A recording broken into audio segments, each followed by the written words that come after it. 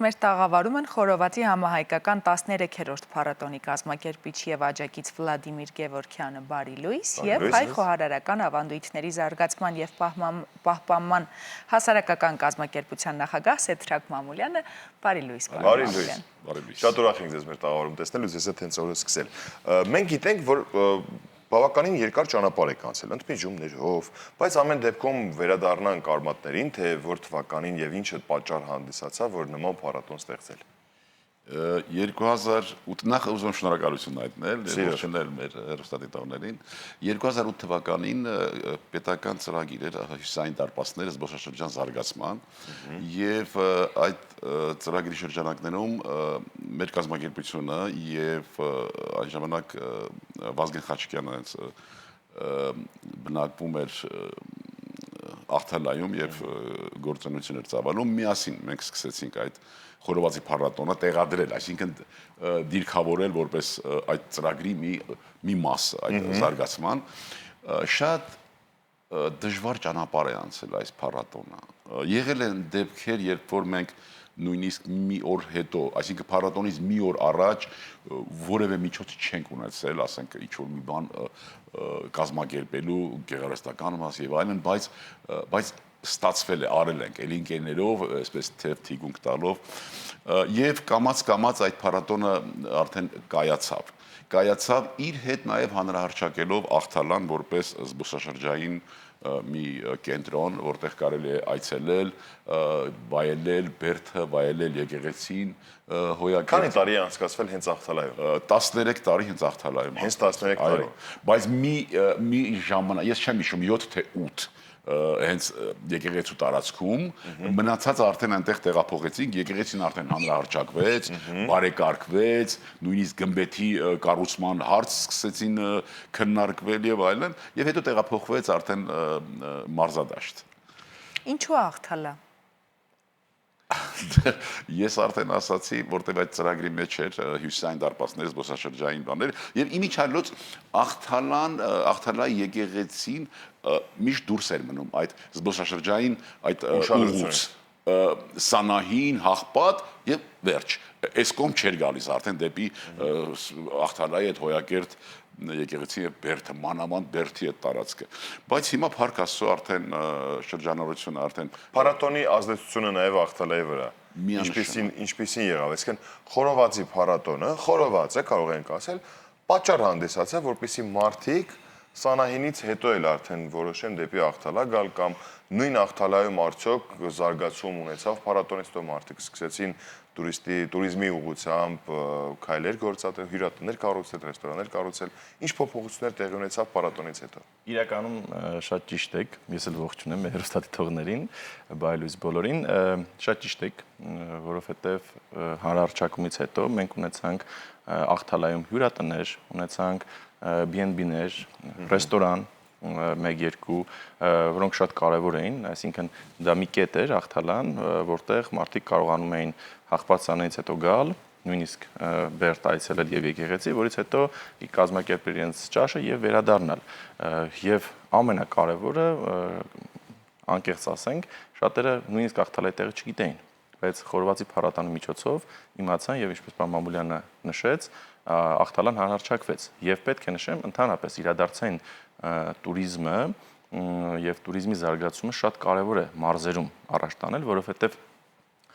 իրադարձային տուրիզմը բերում է մեծ հոսք, մեծ քանակությամբ զբոսաշրջիկներ եւ փառատոնային այս տուրիզմի տեսակը շատ կարեւոր է մարզերի համաչափ զարգացման տեսակետից։ Հիմա կարող է հարցնել ինչու Ստեփանավան, այսինքն որոշեցինք, որ Աղթալայից հետո տեղափոխել Ստեփանավան, որովհետև մեր կարծիքով Ստեփանավանը ունի չիրացված մեծ տուրիստական պոտենցիալ։ Եվ հուսանք, որ Աղթալայի օրինակով հետ այսու արդեն Ստեփանավանը կվերցնի այդ ճանապարհը, այդ ուղին եւ կունենա շատ զբոսաշրջիկներ, որովհետև դեռ սովետական ժամանակաշրջանից Ստեփանավանը եղել է որպես այդպիսին զբոսաշրջային կենտրոններից մեկը, սակայն վերջի տարիներին մի փոքր անտեսված է եղել։ Եվ այժմ Ստեփանավանում կառուցվում են նոր հյուրանոցներ, ռեստորաններ եւ սա էլ այս փառատոնն էլ խթան կլինի, որ ունենանք զբոսաշրջիկներ։ Եվ այս տարի ունենք մեծ, այսպես ասած, հոսք, արդեն ակնկալվող հոսք, որովհետև բոլորը խոսում են տեղացիները, որը շատ կարևոր է, որովհետև սա նաև առաջինը միտված է տեղացիներին, ովքեր կարող են իրենց մթերքը վաճառել, կարող են ոչ միայն խորոված վաճառել, նաև գյուղմթերք վաճառեն, ներկայանալ իրենց ձեռագործ աշխատանքներով։ Նաև այդ փառատոնին մասնակցելու կամ մասնակցողների մասին նույնպես խոսենք, փառատոնը իր դրական ազդեցությունը հասկացանք, որ Ախտալայում բավականին լուրջ ունեցել է ու հիմա էլ արդեն իր քաղաքականությունից կամ ավանդույթից շեղվելով տեղափոխվում է, բայց հավատարիմ է մնում իր սկզբունքին։ Հանրահռչակել Հայաստանի տարբեր մարզեր կամ համայնքներ, բնակավայրեր։ Այս անգամ էլ կանգառը հասկացանք, որ Ստեփանավար են գնում օգոստոսի 1-ին։ Բայց ինչպես կարող են մասնակցել կամ փառատոնի շրջանակներում ինչ է ցուցադրվելու կամ մարդիկ որ գան, ինչ են տեսնելու։ Ուրեմն նշեմ, որ մենք ունենք մասնակիցներ մի քանի ուղղությամբ, այսինքն առաջին ռեստորաններն են, երկրորդը բոլոր այն ռեստորանային բիզնեսին սպասարկող օղակները, այսինքն սկսած խմիչք վաճառողներից վերջացրած ենթադրենք այլ մթերք, օրինակ ունենք նաև ժենգյալով հաց պատրաստողներ, ունենք խմորեղեն պատրաստողներ եւ իհարկե ամենակարևորը նաև ունենք ձեռագործ աշխատանքներ, այսինքն այստեղ նաև գոբելեն գործողներ ունենք, այլ կավագործներ ունենք, ովքեր փորձել են վաճառել։ Մասնակցությունը այսպես է եղել, մենք բաց դրված է եղել ամբողջ 3 ամսվա ընթացքում մեր հայտարարությունները, ովքեր ցանկացել են, ովքեր տեղացին են իրենց անվճար է տրամադրում տաղավարները, ովքեր ռեստորաններ եւ այլ սպասարկող ոլորտ են, նրանց շատ սիմվոլիկ ուղղակի գումար է նշված եղել զուտ մինիմալ ծախսերը ծածկելու համար եւ բոլորը ովքեր ցանկացել են կարողացել են որպես այս դեպքում մասնակից հանդես գան այցելությունների մասով մուտքը ազատ է եւ ամենակարևորը պետք է նշենք, որ մենք նախատեսում ենք նաեւ Հանրապետության հրապարակից անվճար ավտոբուսներ տեղափոխում դեպի Ստեփանավան եւ Երևանի Հայաստանի Հանրապետության Երևանի Հայաստանի Հանրապետության հրապարակից մենք ունենք ուղերձ անվճար ժամը 10:00-ին մեկնում ենք ժամը 20:00-ին վերադառնում ենք ուղղակի պետք է խնդրենք մեր հեռուստադիտողներին այցելել մեր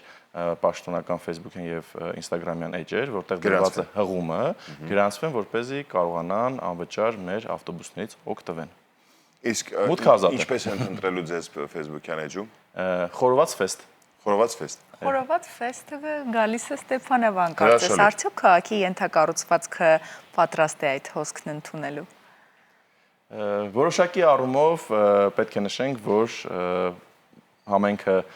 պատրաստ է, համայնքը մեզ նաև աջակցում է։ Այո, պետք է նշենք, որ աջակցում է նաև էկոնոմիկայի նախարարության туриզմի կոմիտեն։ Շնորհակալություն ենք հայտնում երկու կառույցներին էլ աջակցության համար, ում կողմից նաև նրանց աջակցությամբ կայանում է փառատոնը։ Քաղաքը պատրաստ է, բայց վստահ եմ, որ այս տարվա հոսքից հետո քաղաքում կլինեն ներդրումներ, որովհետև այս պահին կարող եմ արդեն նշել հյուրանոցային տնտեսության օբյեկտները գրեթե 80-90% զբաղված են, այդ խնդիրը կա, որովհետև ինձ գրեթե ամեն ժամ զանգարում են ծանոթներ, բարեկամներ, ընկերներ, ինչպես կարող ենք ամրագրել, այո, որովհետև շատերը արդեն զբաղված են, նույնիսկ արդեն անցել են օրավարձով տների, որը ուրախացնում է, այսինքն մենք պարոն Մամուլյան ինչպես նշեց, թիրախին որոշակի առումով կպել ենք եւ հուսով եմ հետագայում, որովհետեւ փառատոնը պետք է մշտական լինի եւ նախատեսում ենք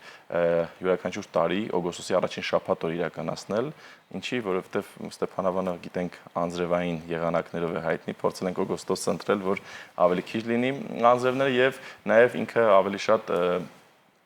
հովեկների, ինչպես ընդունված ասել, այո, գրավիչ է, այնտեղ տեղացիներ, որ կարողանան մասնակցեն։ Կարելի է ենթադրել, այսինքն, որ առաջիկա տարիներին Ստեփանավանն է կենտրոնը խորոված ֆեստի։ Ուզում ենք այդպես լինի։ Գոնե 4 տարի։ Գիտեք, շատ մեծ նշանակություն ունի այս հանգամանքը տեղի իշխանությունների, տեղի համայնքի աջակցությունը։ Եթե տեղից աջակցություն չլինի, հնարավոր չի իրականացնել։ Ուղղակի հնարավոր չի, ոչ թե ցանկություն է դա, այլ կազմակերպելը դժվարանում է։ Ես հույս ունեմ, որովհետև հիմա համայնքը լավ, այսպես աջակցում է։ Ես պիտի նշեմ նաև, որ ամբողջ տարածքը գոտիավորված է։ Այսինքն կա մշակույթի գոտի, արվեստի գոտի, կա գյուղ այդպես մթերքների գոտի, կա հատուկ հենց խորովածի եւ սնվելու երեխաների խաղալու խաղահրապարակ եւ սկիզբը լինելու է բեմով, որտեղ ելույթ են ունենալու բենդեր, էթնոկալարս եւ նաեւ Գորսուջանն է այնտեղ մասնակցելու եւ հակառակ դիրքում արդեն մենք ցուցադրական այս անգամ ոնց որ նորույթ էր եւ պարոն Գեորգյանի նաեւ խորհուրդներ բեմի վրա է լինելու նաեւ մրցումների ժյուրիի անդամ ժյուրին այնտեղ է հենց բեմահարտակից է ժյուրին ոչ թե հենց այն բեմահարտակից որտեղ որ մենք երաժշտությունն ենք իրականացնելու այլ բեմահարտակ որտեղ ժյուրին ուղղակի դատելու է այդ մրցույթը, որտեղ մրցույթ է լինելու նաև լավագույն համ, լավագույն տեսք, լավագույն մտահղացում անվանակարգերով եւ փորձը ցույց է տալիս, որ այդ մրցույթի մասնակիցները եւ խոհարարներն են պարտորեն կրում այդ մեդալները, որը իհարկե բրոնզ, արծաթ եւ ոսկի է լինում։ Եվ նաեւ ռեստորանները արդեն նորարարություն կա, պարոն Գեորգյանը վերջերս ես չգիտեի ճիշտ ասած, որ պիտի մենք այդ բանը որակի նշան, այո, փակցնենք յուրաքանչյուր ռեստորան, որը որ բանկելի եւ մարդիկ կտեսնեն, որ այստեղ փառատոն հաղթած այո լուրջ խոհարար կա խորոված պատրաստող այո որը շատ կարեւոր է ընդհանրապես եթե մենք նախնական զրույցում նշեցինք մեր հանրային սննդի ոլորտը շատ ու շատ արագ տեմպերով զարգանում է եւ սա մի ավելի ոնց որ սիներգիայի նման մի բան կլինի որ մենք կարողանանք լավ միջավայր ունենանք այն նշեցիք որ խորովածները տարբեր են լինում լավագույն տեսքը լավագույն համը լավագույն մտահղացումը Որն է ամենահայկականը ուզում ես հարցնել իրականում խորովածը մի տեսակ ոնց որ մի ձև կա մենք որին որ մենք սովորենք ես պապերից սերնդեսերունդ փոխանցված բայց արի ուտես որ սրա ամենալավագույն ձևակերպումը տվել է պարոն Մամուլյանը ես նշեմ ու պարոն Մամուլյանը կշարունակի խորովածը դա ոչ թե ուտեստ է այլ պատրաստման եղանակ Այնպես որ մշակման եղանակ։ Մենք շփոթաբար այսպես համարում ենք որ հայկական կերակուր դա խորոված, բայց իրականում դա ջերմային մշակման եղանակներից մեկն է, որը մենք շատ լավ է ստացվում եւ մի քիչ բարի մասը մենք հասկանում ենք այլ կերպ։ Այսինքն, եթե միջազգայինորեն ընդունված դա տապակման մի եղանակ է եւ ռուսերեն էլ ասում են, չէ՞, պայծոմ ժարի շաշլիկի։